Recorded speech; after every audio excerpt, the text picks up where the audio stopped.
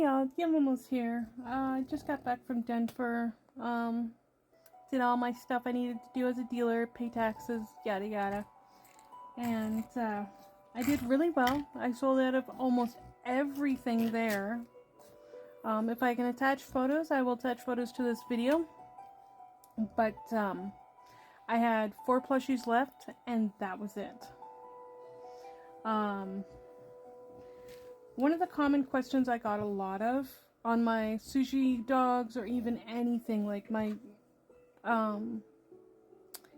This one's not done. It needs to be stuffed and sewn up, but it'll like dangle like this, like a keychain. One of the common questions was, why do I sell my stuff for so cheap? Personally, it's not cheap. It's well made. It's very good embroidery, very good designs, and handmade. And also handmade by me and my illustrator. She does the drawings for me. So if you see a lot of drawings on the website, or like even on here, that's from her. Then I make them into plushies like this. I hand make them. They're all done by me. But one question I got a lot of is, why do I sell my stuff for so cheap? Personally, it's not cheap. To me, it's not. But to others, it may be. Like, this guy was $25 with his sushi on the back, everything like that. And there was 3 sushi kind: octopus, salmon, and some reason I always forget this one, but shrimp. That was the other one. Octopus, shrimp, and salmon. Sold out of them. This guy's still a work in progress for the next batch. But the reason why I sell them cheap, I guess, in a word, is that I grew up poor. And I grew up poor, like, I lived in Canada, 3 siblings, I was the baby, and we would have to go to food banks. And there would be times where my mother wouldn't eat because there was not enough food.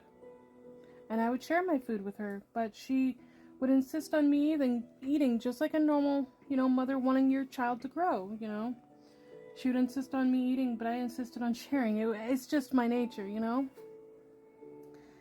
But, growing up poor, I didn't get the chance to get stuff like this. I didn't have a lot of things growing up. I did a lot of food banks for food. We did a lot of Toys for Tots, which I'm thankful to anybody that still donates today. Toys for Tots, or even food banks. It helps people like myself, who was poor when I was growing up, and my family. When we were growing up, it helps those kinds of families a lot. Like, it may be little to you, but it is huge to the family. And I remember getting a really cool Barbie doll that I can't remember the name of the Barbie doll, but her hair smelled like vanilla. I don't know what it was, but her hair smelled like vanilla. It was amazing. And I kept that Barbie doll, oh my gosh, until I was a teenager, I think. But besides that, growing up poor, I couldn't get stuff like this, or even like keychains. Like, I sold these guys for $5. I couldn't get stuff like that at all. So one Christmas, my mom asked me, when she had a little bit more money that we were starting to get on our feet, buy from grocery stores and stuff like that, what did I want for Christmas? And I looked her in the eye and I said, Mom, I really, really want Life cereal. And she giggled. She's like, are you sure you don't want like a toy or something? I'm like, no, Mom, I really want Life cereal. And I still remember that day when I got my big box of family-sized Life cereal. I was so happy. It was just the best Christmas ever. It was amazing. But that's the kind of poor we grew up in.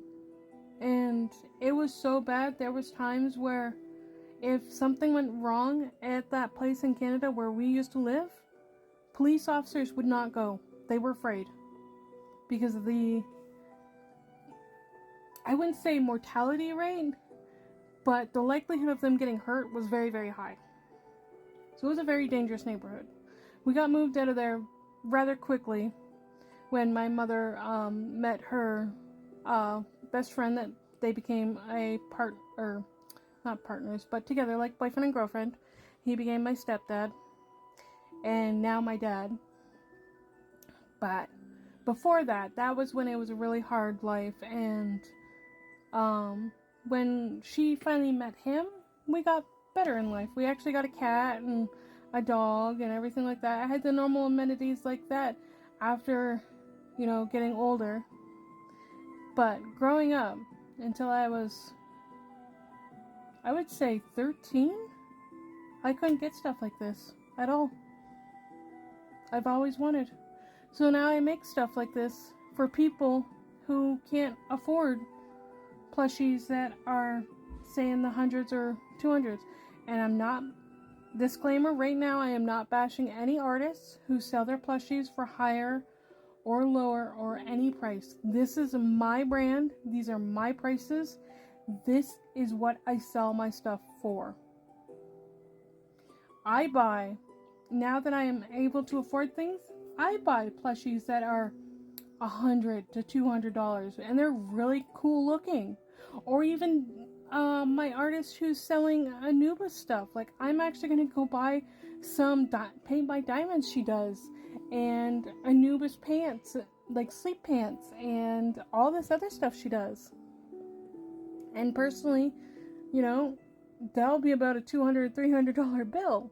But that's besides the point. I keep my stuff affordable for everybody.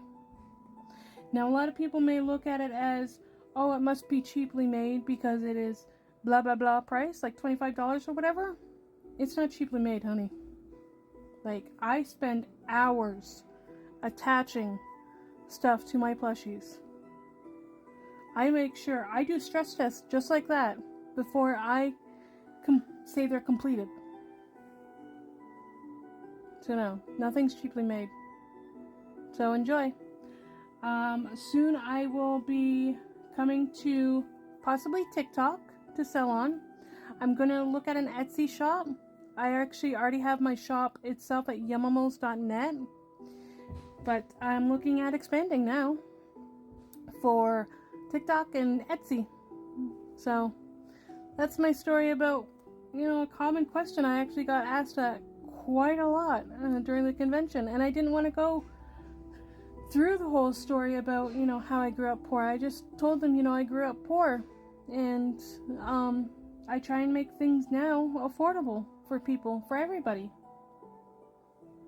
So have a great day. Later.